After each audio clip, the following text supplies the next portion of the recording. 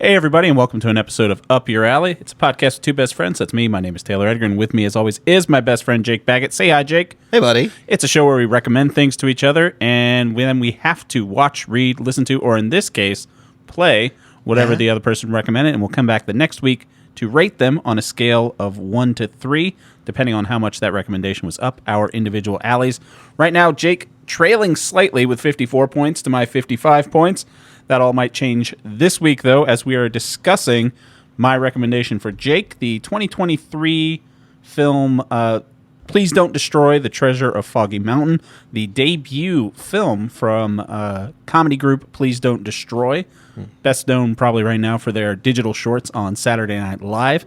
And Jake's recommendation for me, the 2019 indie space exploration game Outer Wilds. But before we get into that, we got some catching up to do. Jake, how was your Thanksgiving, bud? It was pretty darn good, buddy. End up deep frying the turkey? Oh, hell yeah. Nice. We've done that once, like 4 years ago, and we have not done that. Yeah? Yeah. It's incredibly delicious. I've not had a deep fried turkey the whole time, but everything that I hear says it's delicious. I did mine a little traditional style. Yeah. Herb butter underneath the skin, between the skin and the meat. Just roast it until it's done. You injected it with the injector? No, I didn't use the injector. I don't like those injector things. See, there are so many gadgets for cooking that people use. Here's a funny thing. So Black Friday shopping and stuff's all out now. And I was going, and I think BuzzFeed popped up on for a list. Or no, it wasn't BuzzFeed. It was Bon Appetit. It was best Black Friday / Cyber Monday kitchen deals. And it popped up on my Instagram, and obviously it's clickbait directed specifically at me, so I'm like, yeah, I want to know what the best kitchen deals are. And the hot thing this year is toaster ovens that have been around for so long as I can ever remember. Toaster oven, with the small oven. Open up the door, it fits on your counter. Toaster oven. They've been completely rebranded as countertop air fryers.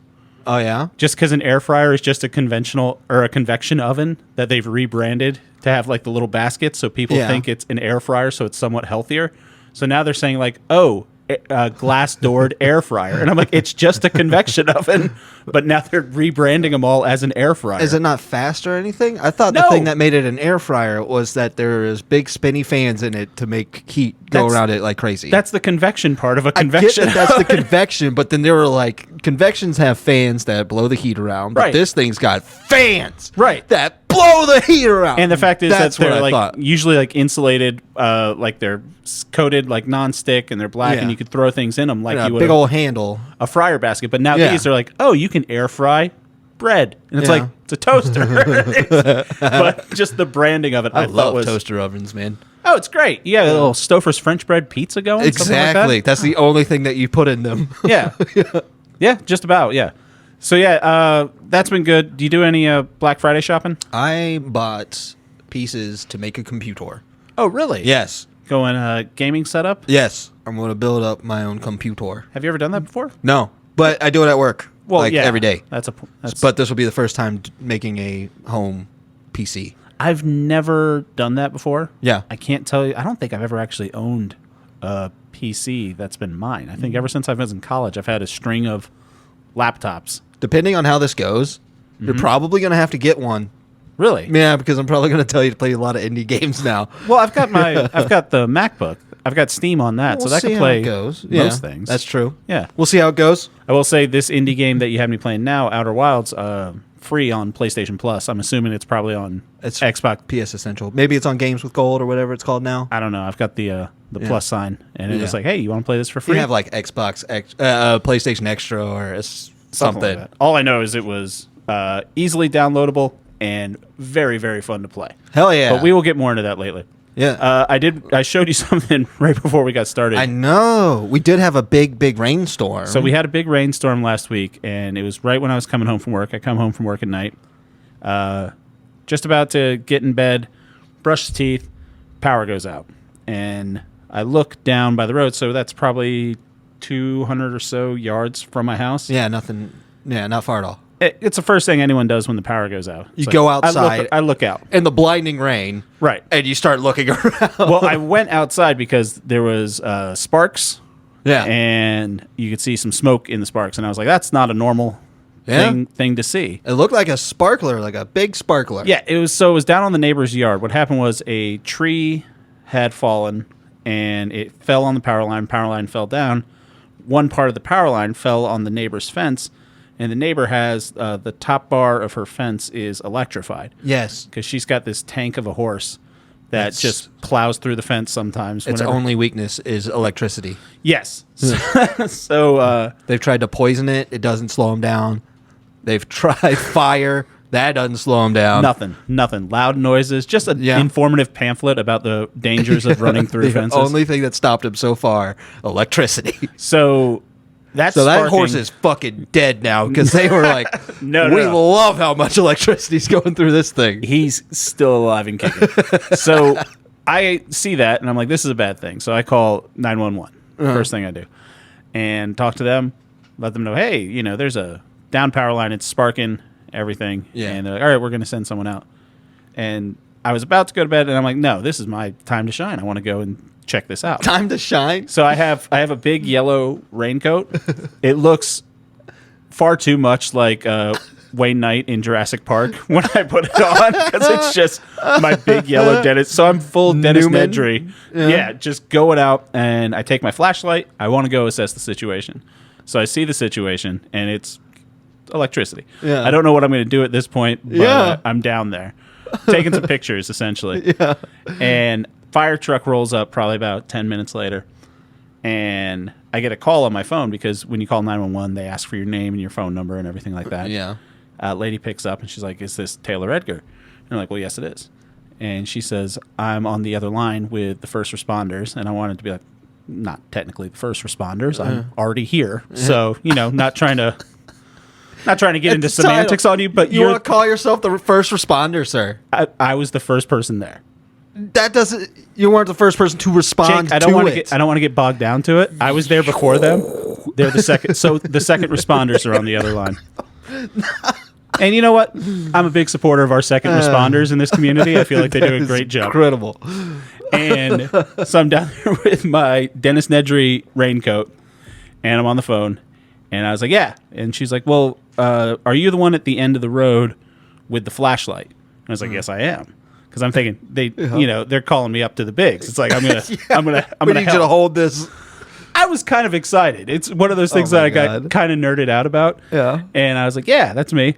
Like, yeah, we need you to go back inside. It's very dangerous. There's a down power line. And I was like, oh. That would have been my first reaction, was I'm going away from here. I looked back at some of the pictures that were down there, and I was really close to the down power line. But I told the lady, the dispatcher, I was like, okay, well, I'll leave my phone on if you guys need anything. She's like, sure. Thanks for that. You were becoming an old man so fast. I was so nerdy. Like, if you guys need me, you just let me know. I'm going to be up for a while. I want you to go out there next time with a cup of coffee, try to fight by the sparks to hand it off to them. But they got it. I mean, we had power back on probably within an hour and a half.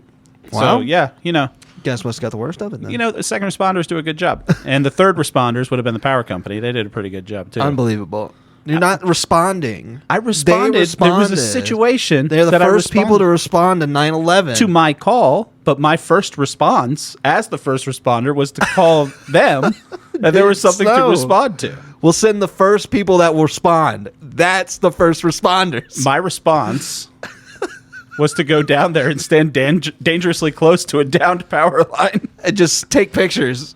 There were some good pictures, though. I'm not going to say that. Yeah. I've never seen something like that before in my life, that's for sure. Yeah, it was spooky, but it was fun. I remember when I had a power line down at our driveway when I was a kid. Uh-huh. And we were driving in, we're like, we need to, go home. This is the only way. So they grabbed a cone from the road and just lifted it up above his head and standing directly underneath the power line. Oh my goodness. And we were like, oh my God. like, buddy. It's not a good. Have you ever been full on shocked before? Yeah.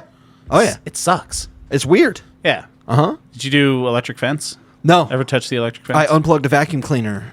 And it didn't like that. Didn't want that to happen. Just didn't want to be unplugged. Yeah. Was it like an old frayed cord or something like that? No, I couldn't tell you. I was a kid. I was unplugging it, and I was ripping it too hard, so it was probably that.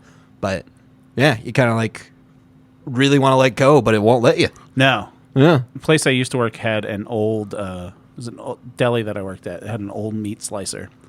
And I was just cleaning it up at the end of shift and reached underneath to, like, you know, clean out all the, you know, because deli meat's flying everywhere when you're slicing turkey and whatnot.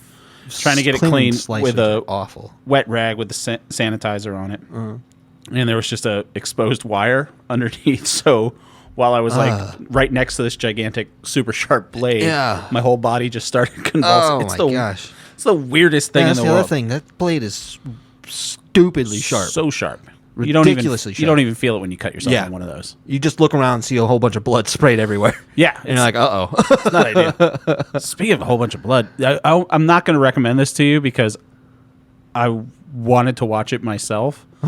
And then I saw trailers for it, and I was like, I don't want to watch this myself anymore. But Terrifier. You're going to bring up Terrifier. No, I'm not. Oh, okay. So all my friends are talking about Terrifier, and they're like, I really want to see it. I'm like, I don't think you do. I think it's streaming now on something. It might be Amazon. But it's popped up a couple times. But no, this is Steve-O has his new special out that's just called Bucket List. Yeah. And it's apparently all the sketches and stunts that he's always wanted to do. Oh, my God. But, like, when he's making an actual movie, like for Jackass or like MTV or something like that, they're like, we can't even insure you to do this. Oh, no. And it might all be hype. Like, people have been floating around clips of like people passing out while they're watching it because it's him doing like a live stand-up set and then cutting to the tape of like why he wanted to do these things. And he's been doing the rounds on podcasts and stuff. Infinitely entertaining guy. Yeah, Steve-O's a really cool guy. His life I have nothing stories against him. His life story's crazy. His voice is gone now. Hey. Pretty solid Steve-O impression. Hey, yeah, buddy. I know what I'm doing. We could add this to your list of My repertoire is going nuts. of halfway decent impressions that you do. It's like, have you heard Jake's impressions? They're not great. Yeah. But oh my God, that might be Steve-O. You know I'm doing a Steve-O impression is when you know it's kind of good. yes. But yeah, I kind of wanted to watch that, but it looks very just the clips. It's a lot of Might want to watch it with people. it's a lot of red blurs. Yeah. Like, because you could tell there's just blood or something that had to be blurred out for the YouTube trailer. And also, I didn't know how you would feel about Steve-O, because I don't think we've ever talked about Jackass or anything. I love Jackass. I love Steve-O. Yeah? I think they're incredible. I also think that it is a work of art what they do. Oh, yeah, for sure. I think they're incredible. And I think Steve-O is somebody that just went with it for a while because he liked the attention and he liked the fun. Yeah. And then he realized the value in himself, and now he's having a lot more fun with it because he truly enjoys who he is now. So I actually really love him. I will say that people our age, I think, were the perfect age for Jackass. And also before that, like, I remember getting the CKY2K Yeah, right? VHS. That was passed around in, I guess that was middle school? Yeah. Yeah, when something like came that. out. Yeah. And everyone's like, have you seen this? Have you seen this? And that was, of course, if people don't know, CKY was A band. but the tapes were proto Jackass. Yes. It was Bam Margera. It wasn't Johnny Knoxville and Steve-O and Chris Pontius, but it was all of Bam Margera, Rab himself, Ryan Dunn. Yeah. Those Pennsylvania guys. And Bam's brother's band is CKY. Yeah. Jess Margera's the drummer for him.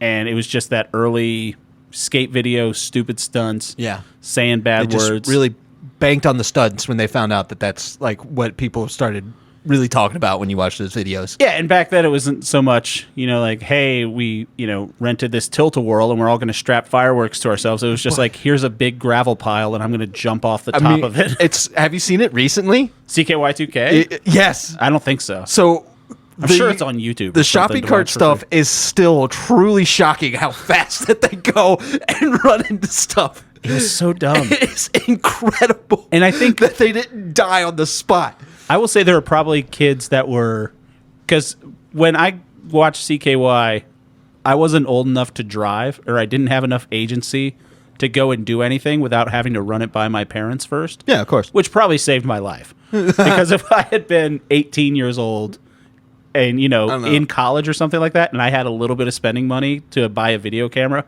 probably would have gotten seriously hurt trying all those things. Do you remember when we went to the movies and we were getting back in the car, and the driver, just as a joke, started to drive off. Like she was going to leave us, and I just chased up and I grabbed the back of it. Oh, I do. And she forgot that she didn't even know that I was hanging on to it, and she took that turn really hard and threw me, and I rolled. I am shocked I walked away from that fine. There are definitely some times in retrospect where I'm just like, wow. I mean, I guess kids now, you know, I don't know what they're doing. It's like TikTok dances and stuff like that. Yeah. I think the fact that they have so much more connection to the internet and stuff, they don't see as much just blatant stupidity. Yeah. Like, I mean, there's a great Instagram follow. It's people. God, what is it called? Stupid people doing stupid things, something like that. Yeah. But it's never like 18-year-old kids anymore.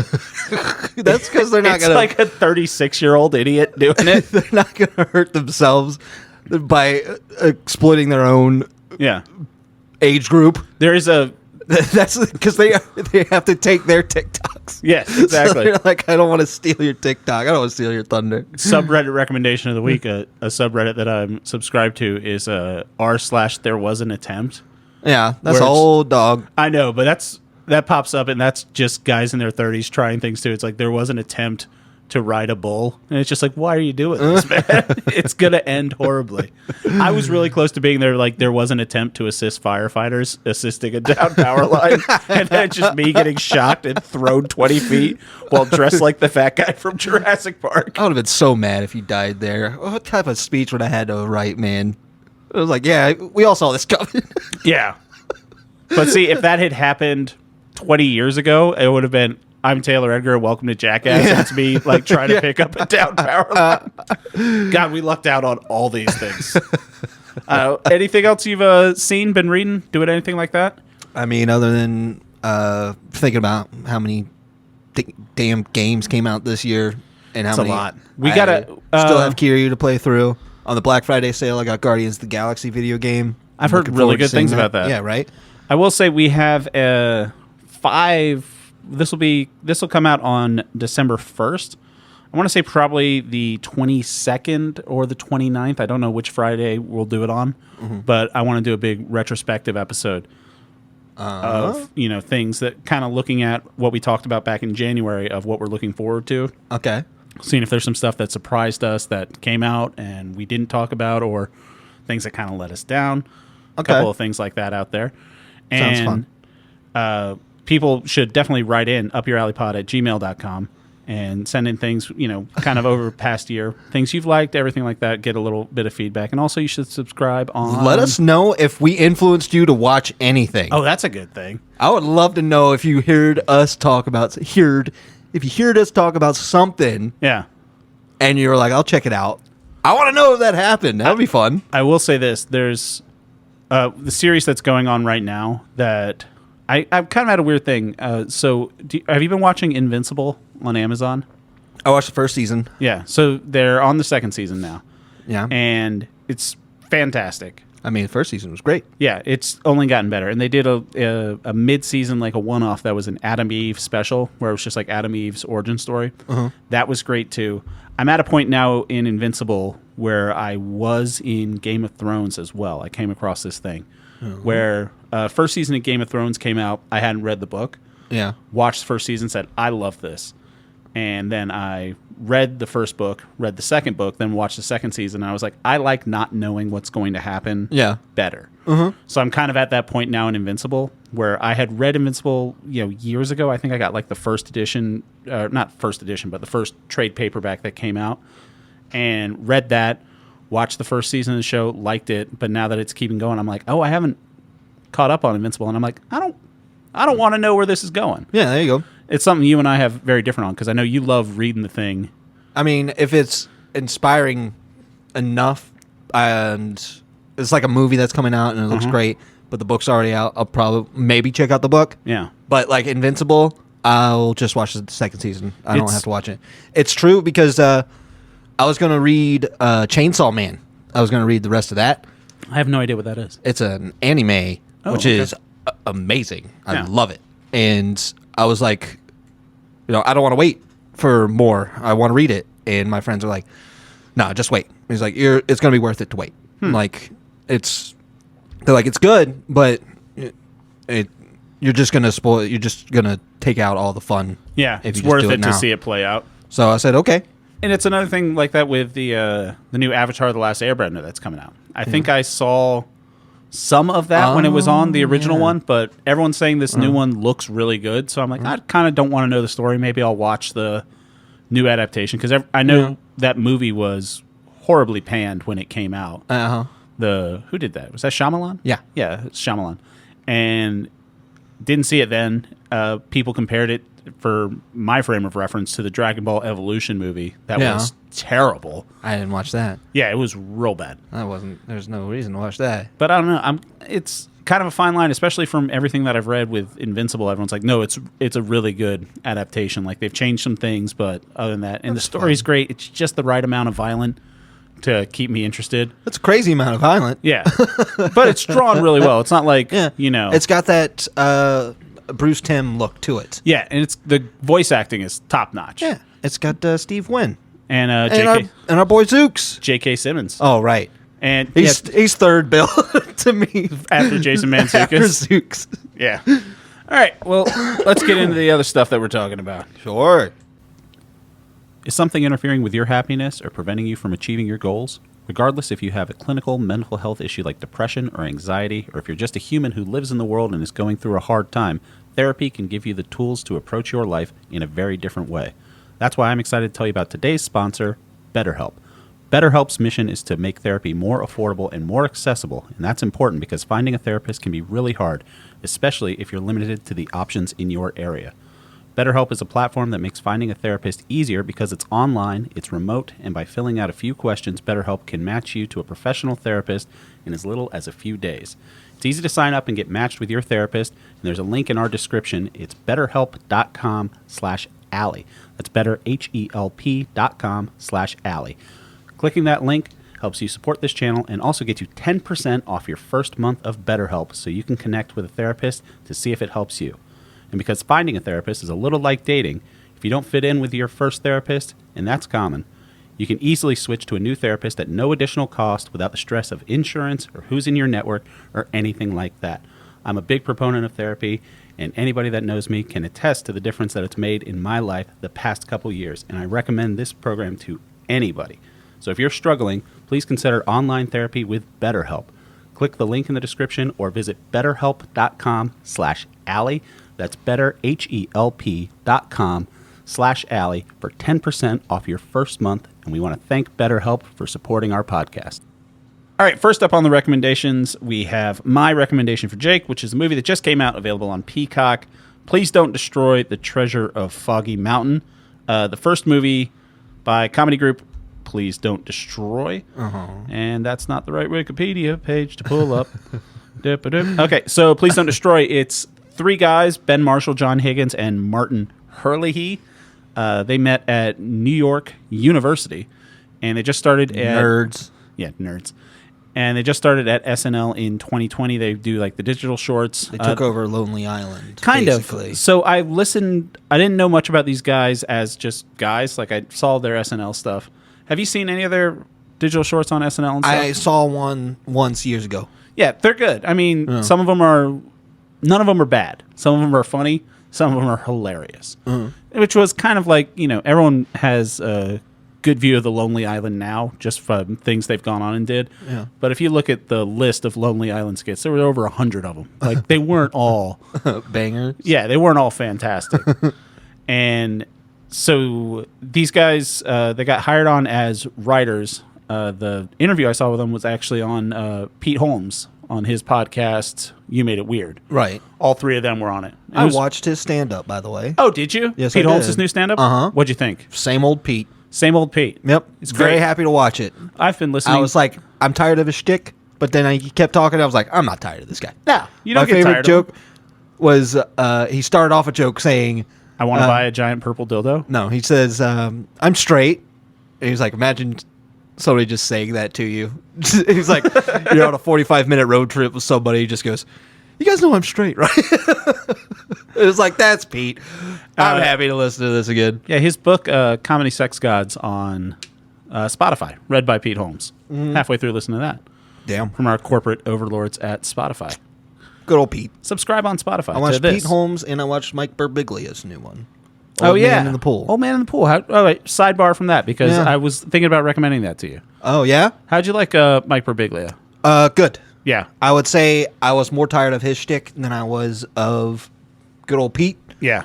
But it was really good. Well, Birbiglia he's still such a great writer. Yeah. And it was a compelling story just because Birbigs told it. So Birbiglia is good, and those are both available on Netflix if people want to watch them. Yeah. Birbiglia is kind of turned into the one-man show thing, what a lot of people think of when they think of a fringe show like an Edinburgh Festival or Melbourne Comedy Festival down in Australia does the same thing, where I think from probably the most famous one of the past couple years was Hannah Gadsby did one. Yeah. Where there there are funny parts to it, but it does have more of an overarching theme, and it's got very serious. And Mike, Sleepwalk with Me is still like incredible. Right. He does. He did He's done a couple. He did My Sleepwalk Secret with Public Me. Journal was good. Right.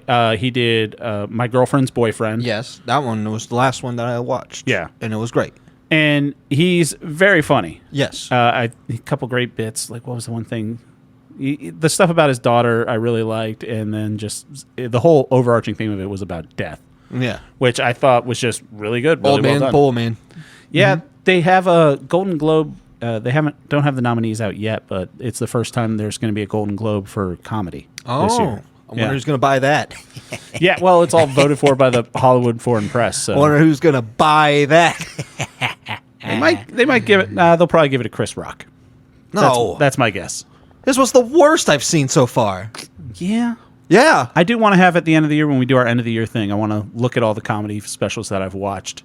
Okay. And which ones really made me laugh the most. Yeah, good. Pete Holmes had some good ones, but that might just be a recency bias thing. I watched Nate Bargatze one this year. Bargatze's hilarious. And I think he's probably the best that I've seen. Mm-hmm. Because, wow. Yeah, there's just a lot that I'm not sure which ones I've watched this year. Because I'm pretty good at watching, especially the Netflix ones. I haven't seen the new Matt Rife one. It's been... Apparently he opens with a joke that people are trying to get him, quote-unquote, canceled for. Yeah. And it's just a hacky joke. Oh. It's a hacky joke. This is that handsome man. He is the handsome man. I watched about 4 or 5 minutes of him. So really unappealing. Yeah.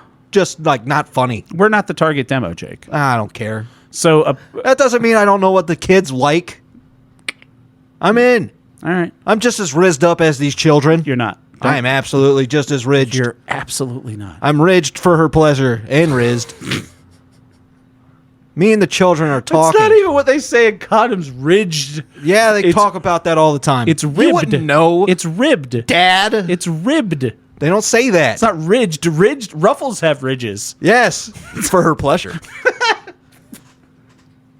Regardless. Anyway, so Matt Rife opens with this joke that's a dumb joke where it's about essentially there's a woman with a black eye and the punchline is that she doesn't listen. Not only is that, she should go back to the kitchen. Right. Yeah. It's like obviously she's not. If she knew how to cook, she wouldn't have the black eye. That's the joke. It's kind of tired and hackney.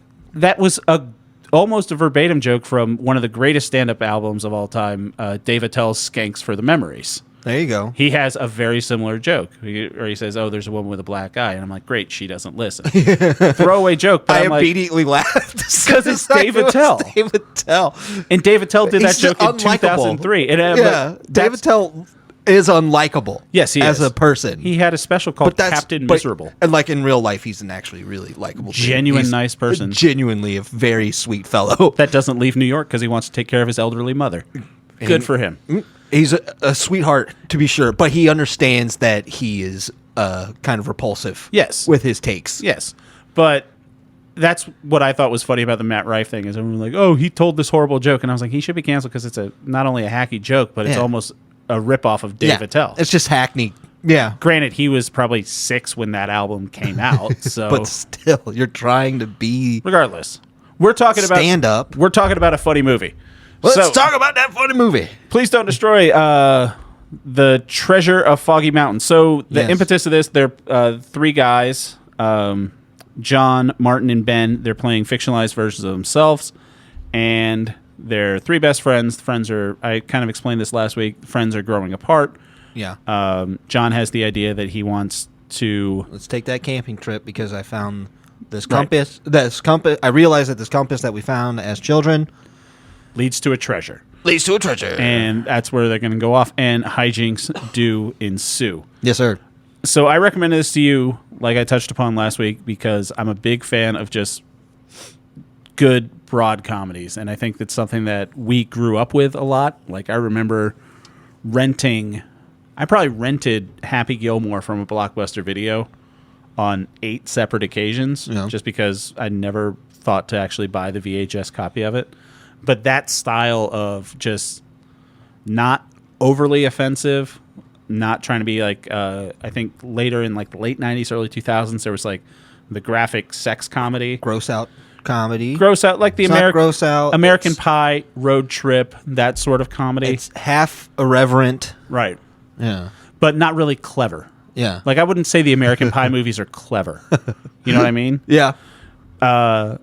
But yeah, this is one of the funniest movies I think I've seen in a while. Damn. For a comedy for comedy's sake, I can't think of many that have been this good. And these are guys in their 20s, just starting their career. I think it's a really good early take of how their movies could be. Comparing it to The Lonely Island, I think it's similar in comedic approach as to Hot Rod, where it's yeah, that's a really good comparison. Other than Hot Rod, I would say if you like stands above right for me. I mean, Hot Rod's one of those lightning in a bottle things where you got that was an incredible movie. early Sandberg, early Bill Hader, early Danny McBride, just Yeah. like people that were just kind of finding their comedic voice and already nailing what they were good at. And I think Danny McBride went on to do Righteous Gemstones, which is fantastic, and Vice I Principals. finished that show off. Yeah, I'm halfway through the 3rd season. Oh yeah, I finished that. The kid that plays the son, Gideon, he just got cast to play Jimmy Olsen.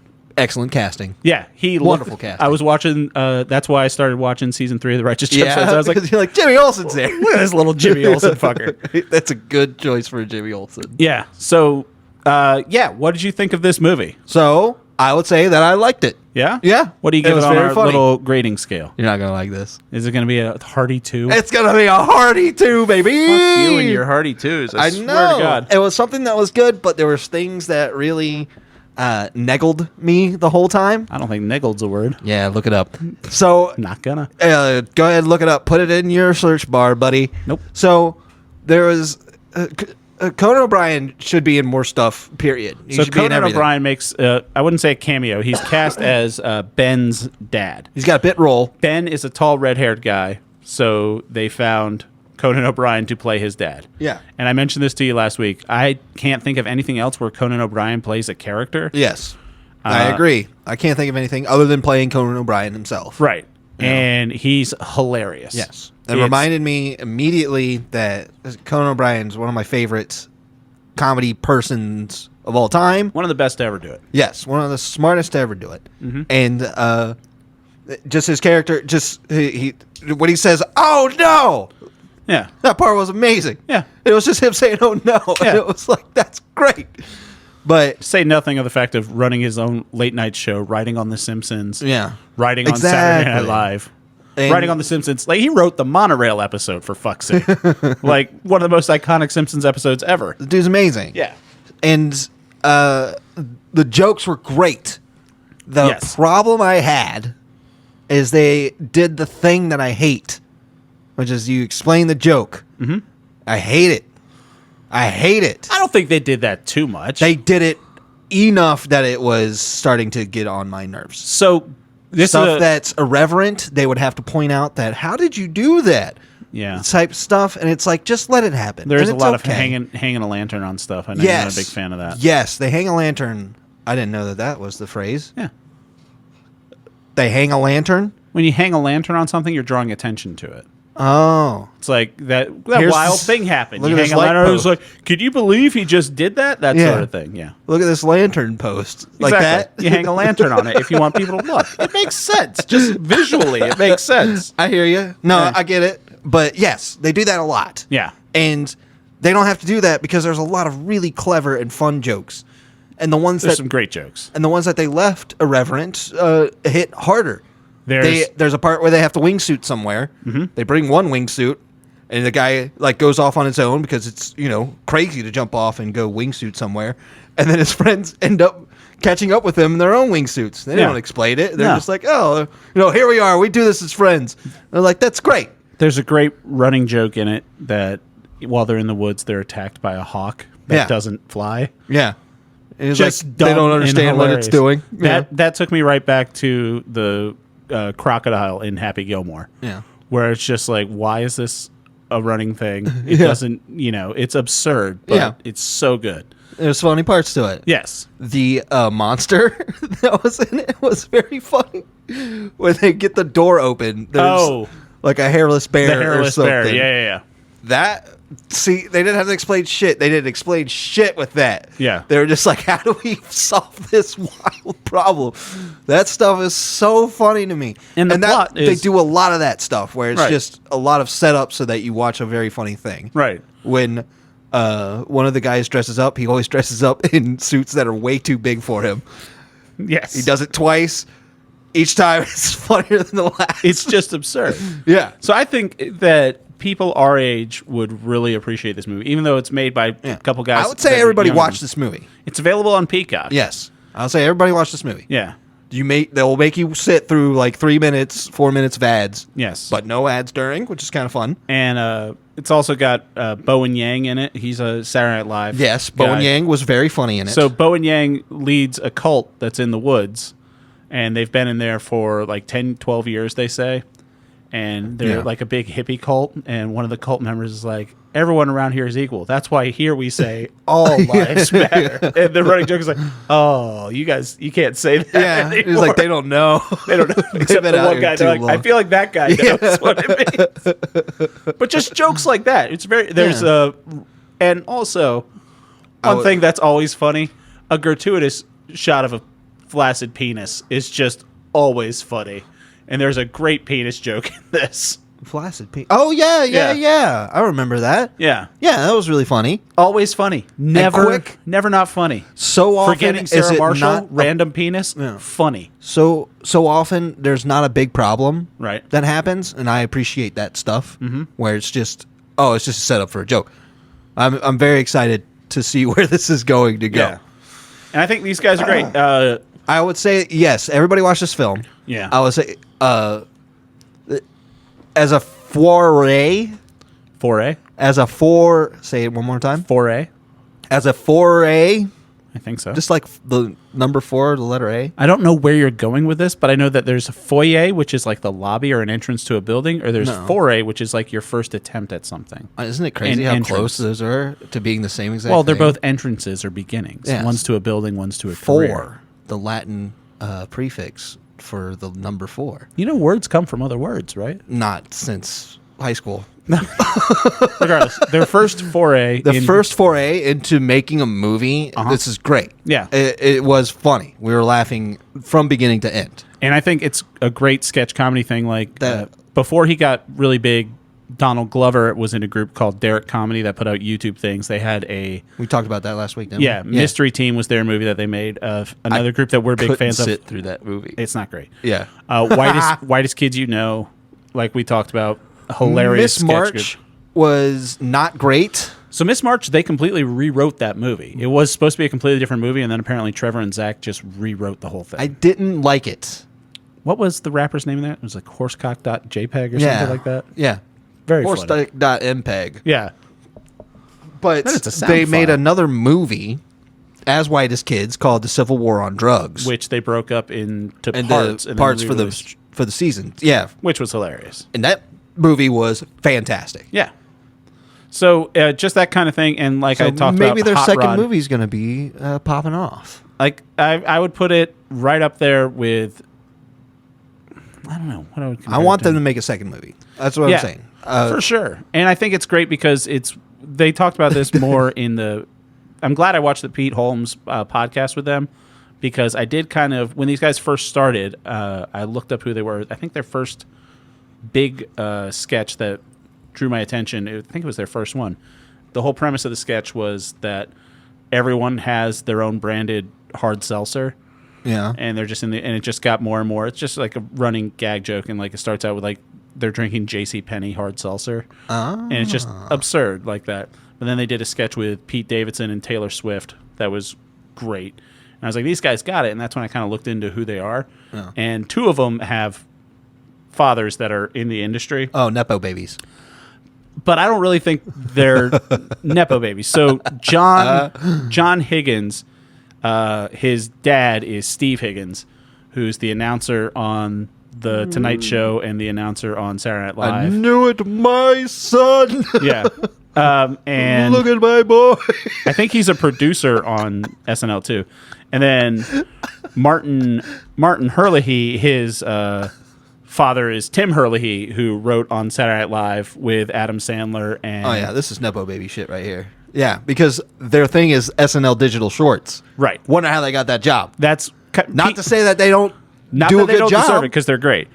but I'm saying, yeah, somebody was tickling the ears Well, I mean, it's of the powers that be. What are you going to say? Like, it also kind of runs in the family. If you're raised around comedy writers, you'll show an interest in it. Like Tony Hawk's kids skateboard. Dave Grohl's kids play drums. Like Dave Grohl's kids play drums. Yeah. All right. Yeah. Wayne White's kids paint. You should listen to Dave Grohl's audiobook on Corporate Overlord Spotify. That's probably never going to happen. Well, you should. Regardless, I really recommend it. Please don't destroy the Treasure of Foggy Mountain. I recommend it too. Yeah. Those nepo babies are pretty funny. Yeah. You don't have to call them nepo babies. I love it though. All right. What a great phrase. Let's get into Jake's recommendation for me that I'm very excited to talk about. Hell yeah. 2019 action adventure game published by developed by Mobius Digital, published by Annapurna Interactive. There it is. The Outer Wilds, or actually just Outer Wilds. Yep.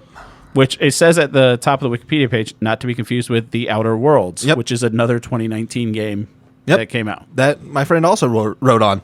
So yeah, a lot of people that were writing on The Outer Worlds also wrote on The Outer Wilds. So you said, full disclosure, one of your friends wrote this game. Yes. So I took that into account when I was playing through it. So yeah, give me a rundown of how why you recommended the game, essentially. Because you've been on a video game kick. Yeah, I was a little taken aback when you were saying that these were your favorite games, and I kind of wanted to show you a different game that I was talking about was Red Dead Redemption 2, possibly the greatest video game ever made. That is still the craziest thing that I've ever heard. You just hate the cowboys. Greatest video game ever made. It's not even better than Red Dead Redemption. You just hate cowboys. I love cowboys. That's why RDR is much better. Continue with your nonsense. Much fun. No, we're going back for a second. Nope. It's annoying to shoot in that game. It's annoying to ride a horse in that game. It's fun to shoot in RDR. It's fun to shoot. It's annoying fun to ride shoot a horse because it makes you think about the consequences. Yeah, that's wonderful. I love real being more annoyed. Yeah. No. Yeah. All right. So sorry you can't carry all the guns with you. You got to leave them on your horse. There's different ways to explore the canvas that is video games. Right. One of my favorite things about the medium, let's call it that, is you can create something that cannot be experienced in another way. Right. So you have me play Return of Obra Dinn and Max Payne. Exactly. So, Max Payne I got because I wanted to talk more about just like that game really got me thinking about how people put art into what they're making. Fair enough. And this game is a big component of that to me. It's something that spoke to me as soon as I started playing it, as soon as it clicked. Did you play it right when it came out? No. I played it when I knew I was going to go meet the writer. Okay. And I was like, oh, well, kind of want to have something to talk about to her when I see her. Smart. And then I just ended up staying up all night playing the hell out of it. So apparently it came out in 2019, but it is kind of picking up steam. I actually watched a YouTube documentary about this from the YouTube channel No Clip, so shout out to them too. And that gave a lot of behind the scenes looks at how the game started. It kind of started out as a thesis project from the director, who is Alex Beecham, and just kind of making a game in a design class.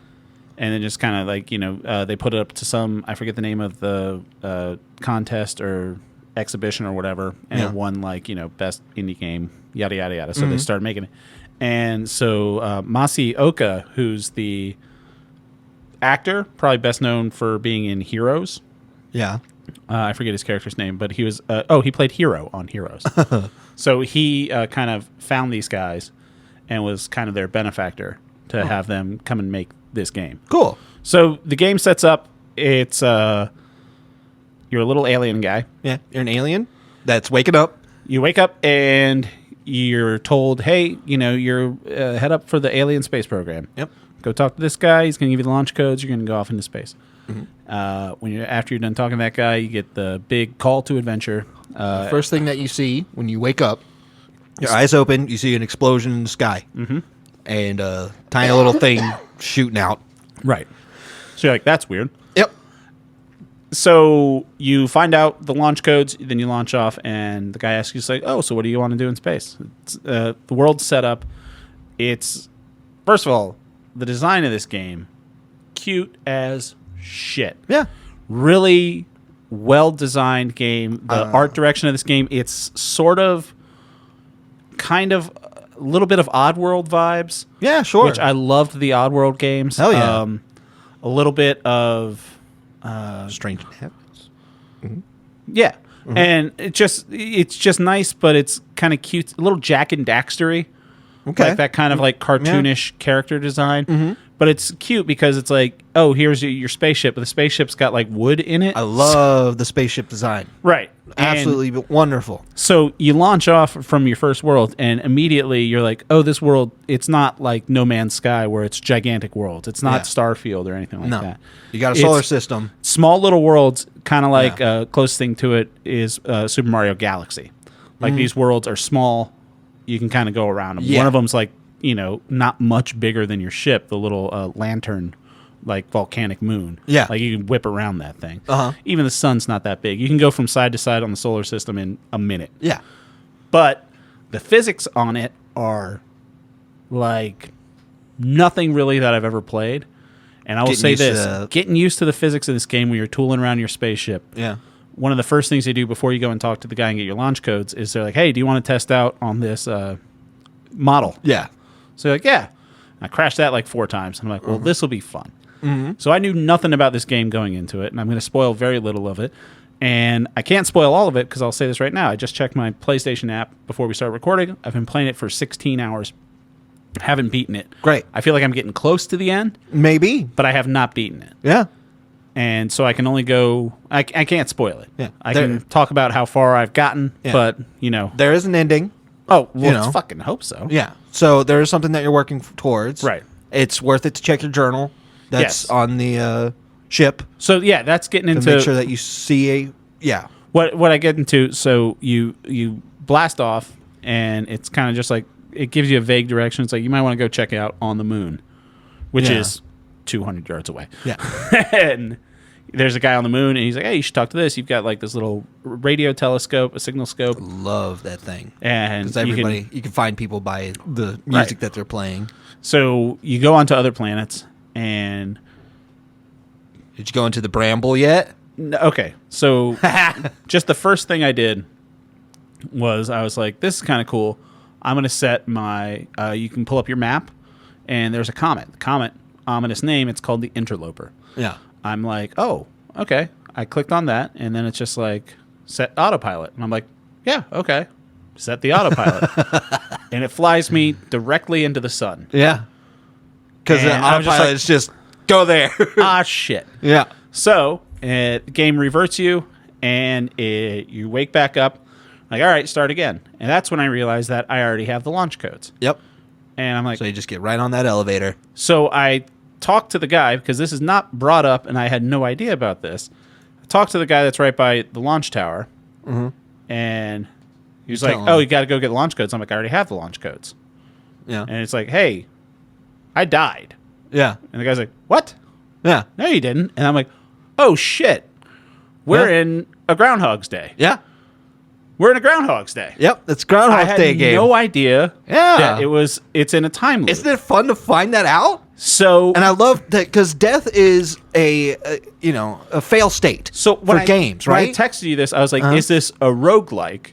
Yeah. Because you had me, you didn't have me play it, but I did play Hades, and games like that, and Middle Earth: Shadow of War, where death's built in to where your character gains things. But this is kind of different because it's not if you stay alive, you know, you can continue further because there's a finite loop where it cuts off. It's kind of more along the lines of Majora's Mask. About 22 minutes in, the sun's going to explode. Yeah, the sun blows up, and then you go back to the beginning. So it's like a Majora's Mask situation where you can, and much like Groundhog Day, you can either wait until the loop starts over, or you can fly into the sun and be like, I think I figured out all I need to, and then just kill yourself, and you pop back up. There's plenty of times when I'm like, oh, shit, I'm dying.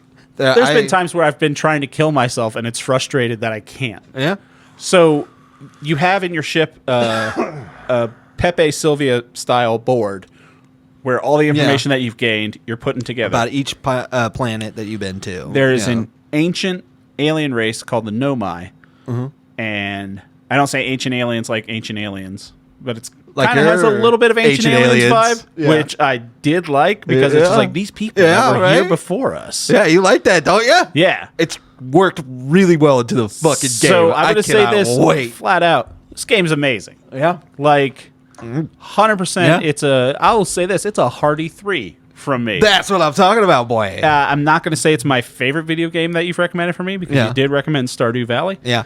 And granted, I've got over 100 hours in Stardew Valley. Right. But this game is just so freaking fun. Yeah. This is better than Obra Dinn in game design. Wow. Hell yeah. In game design, just in the fact that Obra Dinn kind of became a chore towards the end of it. Sure. Once you get the mechanic, you're like, all right, now I'm just looking for this thing. Now I'm following that, tunnel, whatever, tube. Now you see this, and then when you put the things together in Obra Dinn, you're like, all right, so that guy got killed by this. You're like, there's no real sense of like, yeah, I figured that out myself because it's just another name added to a ledger. Yep. Which is the thing that I enjoy about that game. Is the reward of it is purely based on how you feel about it. Which I felt the same way the main character in that feels, which is as an insurance adjuster, I'm like, good. Yeah. Now I'm done. Right? I love that feeling, though. So in this game, every planet in the solar system, there's 5 or 6. It's a mouse. Oh, yeah, there goes the mouse. Look at him. Oh, they're upset. You notice the giant box of peanuts is gone? He was going for that peanut box. Yeah, they're gone. And that's Sorry. a story for another time. Anyway, so there's a planet that I went to that was it was called the Brittle Hollow, and you're on the planet, and you're just like, what's happening here? And it's got this little tiny moon that's shooting out magma bombs. Yeah. And the planet's just like breaking apart, and you're like, oh shit. There's nothing inside of it. There's a hole in the planet, and you're just like, oh, there's a black hole down there. Yeah. And it's kind of sucking in the parts of the planet that are breaking away. That part is wild. Every planet in a different way is constantly changing in this time loop. So one planet's contracting. Another planet, it's 2 binary systems. They call them, and I think this is probably my favorite part of the game design, or favorite like design choice, because I never thought about this. There are 2 planets that are binary planets that orbit around each other, kind of like bolos that you would throw. Like they have like the 2 things, and you whip them around people's ankles. If they you're have the Catwoman. same mass, right? So they're going in between them, but they're called the hourglass twins because their sand is shifting in between the 2 of them as they're rotating. Yeah, and so you're on one planet that starts out on the empty side, and you're trying to run through these caves, and sand's coming up. And you're on the other planet where sand's slowly going away and revealing more of the structure that's there. I'm just like, holy fuck, I've never played a game like this. It's incredible. It's so small, but there's so much to discover. First thing that I did was I went to the big planet. The giant deep? Yes. Yeah. My first thing, I was just going in there, and then you can't see, and then you can't see, and I'm going very fast, and I just crash and die. And I was like, okay. So... let me speak to your friend's story writing on this. Yeah. Outstanding. Yeah. The story that I've progressed so far, it's so far up my alley. Yeah. Just with a little bit of Ancient Aliens. Humor is spot on. The humor like I said, is when I flew the autopilot into the sun, went and talked to the guy that's right at the beginning. Yeah. And one of the things is like, hey, your autopilot crashed me. And the response was something to the effect of like, Well, yeah, if the sun's between you and the thing you're autopiloting it to, it's not going to avoid the sun. Why don't you make sure the sun's not in between you and the place you're trying to go? And I'm like, all right, touche, alien man. I see what you're doing. What I also enjoy is death is pretty damn funny. Yeah. How many times did you die leaving your spaceship without your spacesuit? Yep, twice. I've done it about 5 times. Yeah. The first 4 times I was laughing. The 5th time I was like, gosh darn it. Now it's the first thing I do when I get in my spaceship is put on my suit. It took me a little too long to realize that that's what I should be doing.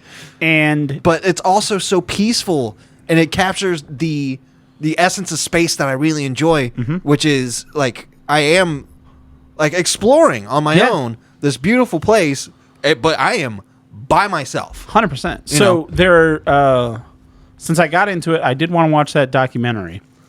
And the way they built this game, there's so much that went into it. Yeah.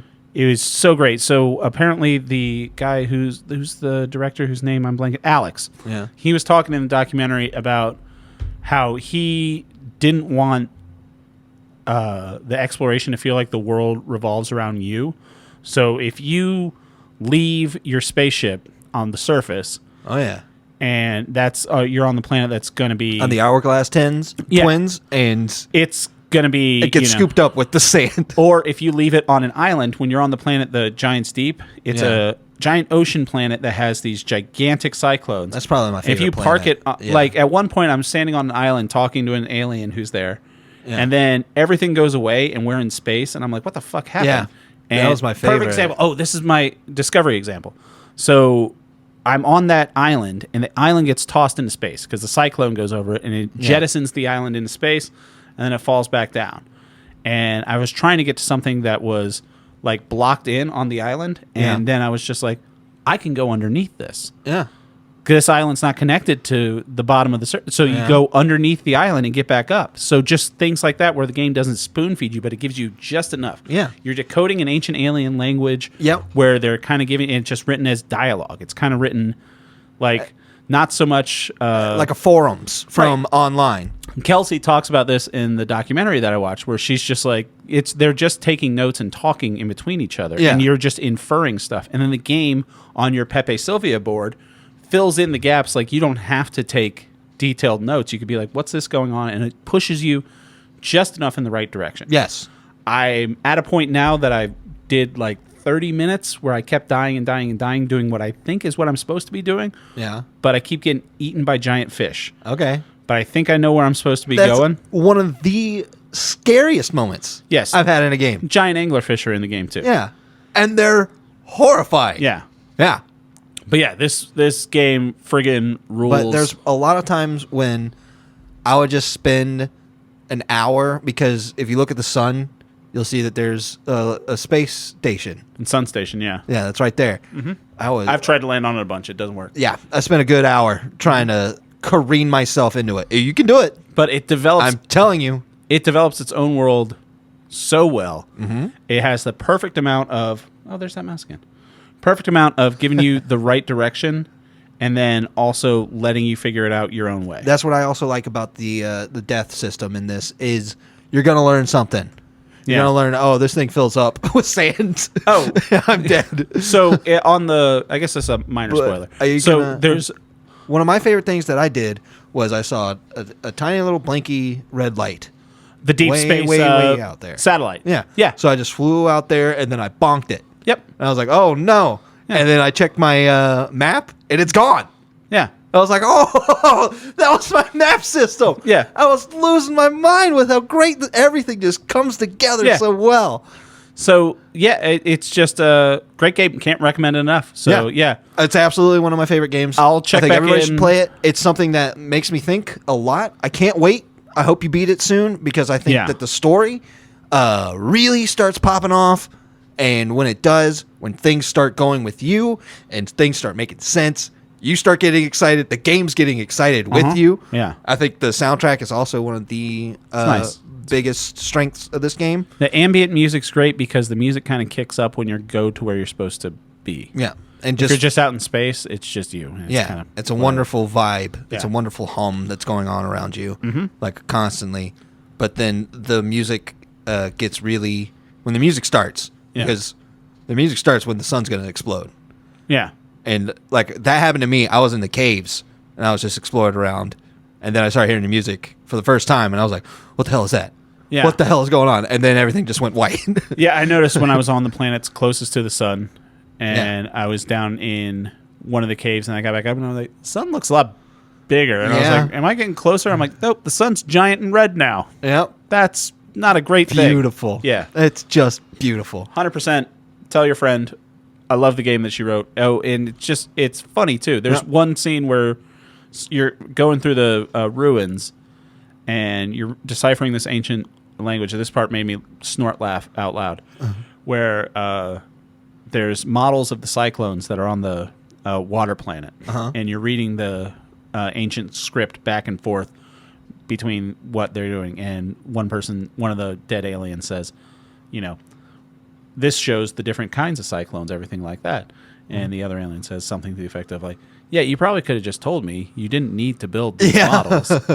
And then he comes back. He's like, also, I just wanted to build these models. Yeah. So I'm just like, that's an adorable little joke. One of the coolest things is on the alien technology that feels truly, truly alien. And this game is super fair, too. I think it's a lot more fair than Oberdin. I think as far as design games, out of the three games that you recommended to me out of your little kick, Oberdin, Max Payne, and this, far and away my favorite. I ended on a big note. Not even I knew close. I was coming in with the best one for last. I'm pissed off you didn't tell me about this game when you first played it and be like, hey, you should play this. You would like it. Well, I didn't know Knowing you had how I such... feel about ancient aliens. I had no idea you had such a bad taste in the greatest video game.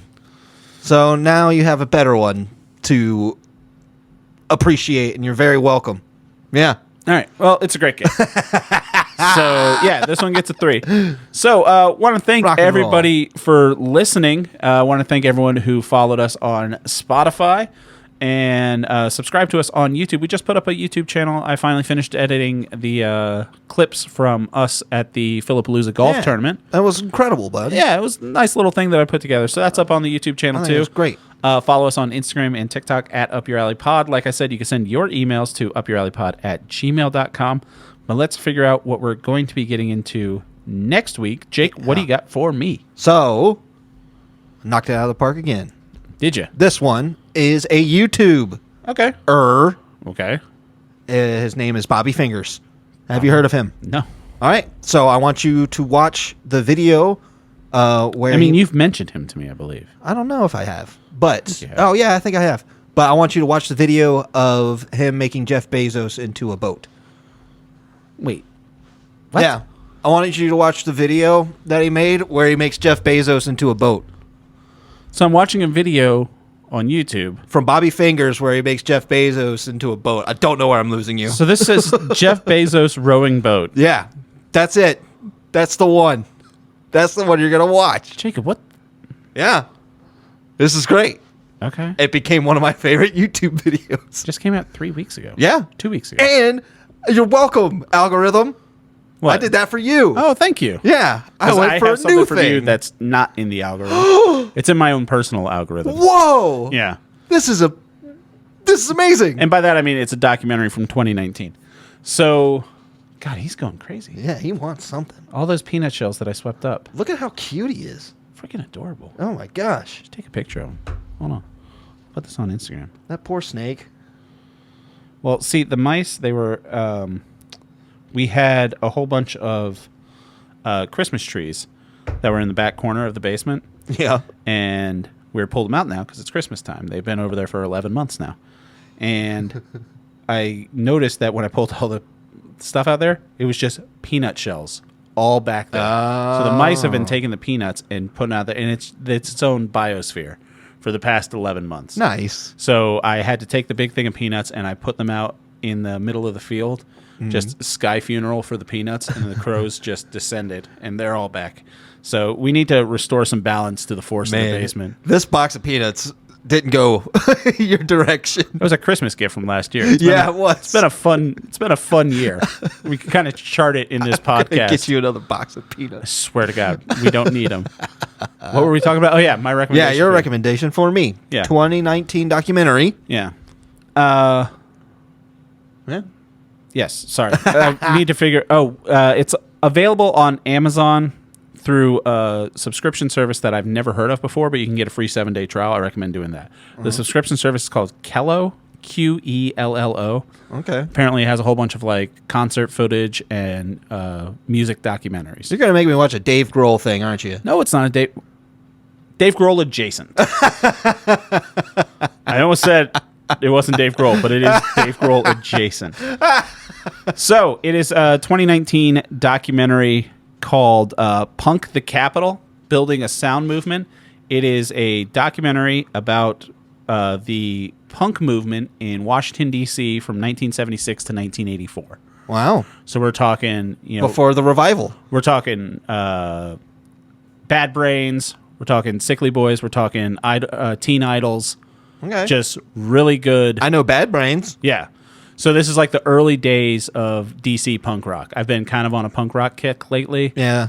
And Me First and the Gimme talk kind of. it was just the gave it away. NoFX doing their final tour. Yeah. And that kind of like led me back to Just that. watching like Less Than Jake talk about music again. Yeah. This is like getting crazy, dude. I will say this: in the early scenes of this, because the DC punk scene, they chart it back to 1976, and it's really funny watching like punk rock kids in the 70s just be like, "Fuck Jimmy Carter," and it's like, really? That's it's gonna get They're right. It's gonna get so much worse though. I mean, yeah, Like, you but don't know. You don't know how. Always hate the president is the point. Well, yeah, that's kind of like the mantra of punk rock. Yeah. So yeah, Punk the Capitol documentary. I recommend everyone get the free Interesting. trial on Okay. Amazon. It's a great documentary. I'm gonna watch Jeff Bezos turns into a rowboat. Yep. By Bobby Fingers on YouTube. You're gonna watch Jeff Bezos turn into a rowboat from the YouTuber Bobby Fingers. Yes. I want to guarantee you that you're gonna go back and you're gonna watch Steven Seagal. Is this going to be diorama. one of those things of like you did of Lasagna Cat? Where I just kinda Almost. lose my brain. Almost. Jesus Christ. But in a way that you're gonna be like, that was great. All right. Well, I'll watch it. All right. Thanks everybody for listening. Jake, thanks for coming over. Love you, buddy. Love you, buddy. All right. Bye. Mike.